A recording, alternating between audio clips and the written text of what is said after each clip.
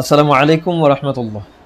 আজকে আমরা শিখব সূরা আল বাকারার 121, 22 এবং 23 নম্বর আয়াতে কারিমার তিলাওয়াত এবং তরজমা।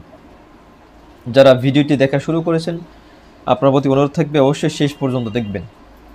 আজকে আমরা এই তিনটি আয়াতে কারিমার মধ্যে অনেকগুলো শব্দ রয়েছে, অসংখ্য হরফ রয়েছে, যে হরফের বিনিময়ে আল্লাহ পাক আপনাকে আমাকে 10টি করে সওয়াব দিচ্ছেন।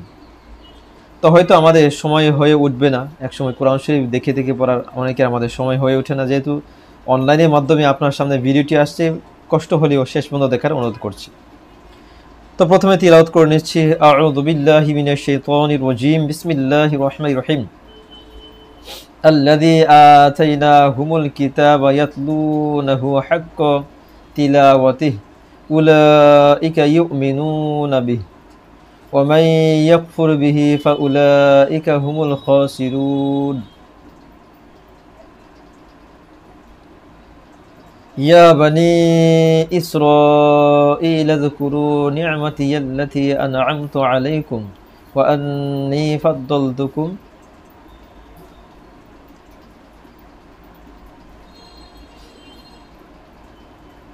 على العالمين واتقوا يوما لا تجري نفس عن نفس شيئا ولا يقبل منها عدل ولا تنفعها شفاعة ولا هم ينصرون।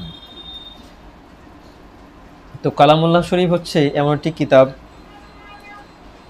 যে কিতাবের এটা হচ্ছে অবিনশ্বর, যা কখনোই ধ্বংস হবে না, এটা চিরন্তন। আল্লাহ পাকের কালাম, আল্লাহ পাকের যে কিতাবের মাধ্যমে সমস্ত জাহানের জন্য একটি রহমত হচ্ছে আল কোরআন। এই কোরআন শরীফ পড়াটাও অবশ্যই ভাগ্যে থাকতে হবে আপনার আমার। তো আল্লাহ পাক যেহেতু আজকে সুযোগ করে দিয়েছেন, আসুন আমরা এই তিনটি আয়াতে কারিমার তর্জমা আমরা শিখে নেই। ইতিমধ্যে আমরা তিলাওয়াত করে নিলাম, ইনশাল্লাহ আমরা এখন সরল অনুবাদ পাশাপাশি আমরা শাব্দিক অনুবাদ ইনশাল্লাহ শিখে নেব। তো এই 21 নম্বর আয়াতে কারিমা প্রথমে হচ্ছে আল্লাযীনা আতাইনাহুমুল কিতাব। আল্লাহ বলতেছেন, আমি যাদের কিতাব দিয়েছি তাদের মধ্যে যারা তার হক আদায় করে পাঠ করে, তা পাঠ করার মতো তারাই তাতে বিশ্বাস করে। আল্লাহ বলতেছেন আল্লাযীনা, যাদেরকে আতাইনাহুম আমি দিয়েছি কিতাবান কিতাব, ইয়াতলুনাহু তারা পাঠ করে, হাক্ক হক আদায় করে, তিলাওয়াতিহি তা পাঠ করার, উলাইকা তারা ইউমিনুনা বিশ্বাস করে, বিহি তাতে, ও আর মান যারা ইউকফুর যারা কুফুর করে অস্বীকার করে, বিহি তার সাথে, ফা উলাইকা তারাই হুমুল খাসিরুন তারা হচ্ছে ক্ষতিগ্রস্ত। যারা বিশ্বাস করে তেলাওয়াত করে তারাই হচ্ছে সফল কাম, কিন্তু যারা বিশ্বাস করে না, কুফুরি করে অস্বীকার করে, তারা হচ্ছে কি ক্ষতিগ্রস্ত। আপনি কোরআন শরীফ পারেন না, সমস্যা নেই, দেখতে দেখতে ইনশাল্লাহ এই কোরআন শরীফ কালামুল্লাহ শরীফ বুঝে ফেলবেন, ইনশাল্লাহ পড়তে পারবেন আল্লাহর রহমতে। সেজন্য দেখতে থাকেন, পড়তে থাকেন, শুনতে থাকেন, ইনশাল্লাহ আল্লাহ পাক অবশ্যই আপনার উপর আল্লাহ পাকের রহমত নাজিল করবেন। 22 নম্বর আয়াতে কারিমে আল্লাহ বলতেছেন, হে বনী ইসরাঈল, তোমরা আমার সেই নিয়ামতকে স্মরণ করো যা তোমাদেরকে আমি দান করেছি, আর আমি অবশ্যই তোমাদেরকে শ্রেষ্ঠত্ব দান করেছি।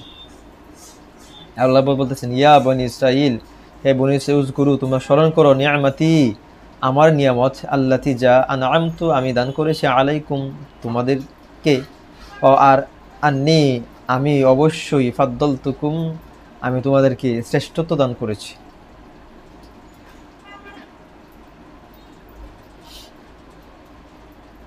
শ্রেষ্ঠত্ব দান করেছি আলাল আলামিন বিশ্ববাসীর উপর।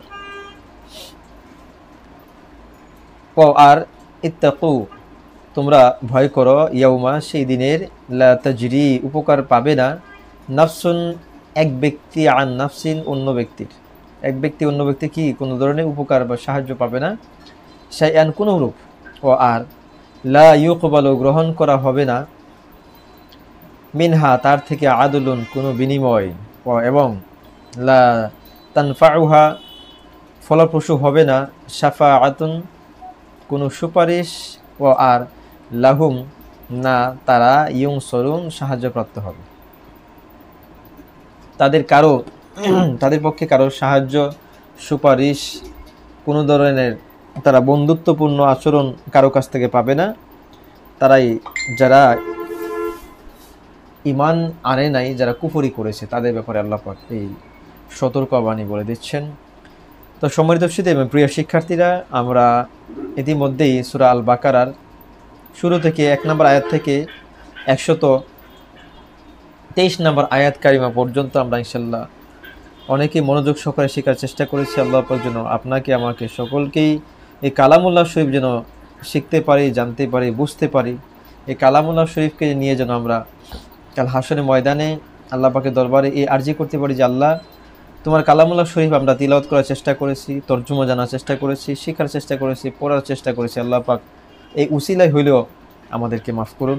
আল্লাহ পাকের দরবারে আমরা সকল সময় আমরা আমাদের গুনাহের জন্য মাফ চাইতে থাকি এবং সকল ভালো কাজগুলো, বিশেষ করে নামাজ, রোজা, যাদের উপর হজ ফরজ হয়েছে সেটা আদায় করার চেষ্টা করি, দান সৎকার করি, বেশি বেশি করি, মানুষের সাথে সৌহার্দ্যপূর্ণ আচরণ করি। আল্লাহ পাক যেন আপনাকে আমাকে সকলকে যেন কবুল করেন, সেই প্রত্যাশায় আজকের মতো বিদায় নিচ্ছি। আসসালামু আলাইকুম ওয়া রাহমাতুল্লাহি ওয়া বারাকাতুহু।